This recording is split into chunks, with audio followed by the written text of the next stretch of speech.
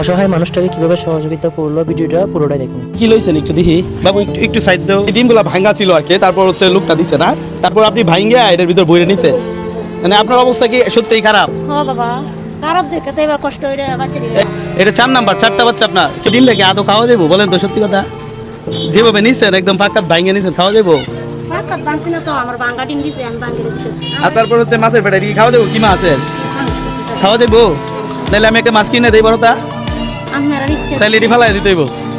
এই ভাই একটু ডাস্টবিন একটু ফেলাই দিনছে। আপনি কি কিনতে পারেন? অভিজ্ঞতা আছে? না আমি কিনতাম না। আপনি আজকে বাজারে সর্বোচ্চ বড় মাছ কিনবেন, লই। কত লাগবে? 1000 টাকা কিনতে পারবো না 1500 দিলাম? আর কি কিনছিলেন কিছুদিনের ভিতর? বাবা পাচ্ছি না, হ্যাঁ? কুলা না কিনতে। আচ্ছা তাহলে এই 1500 টাকা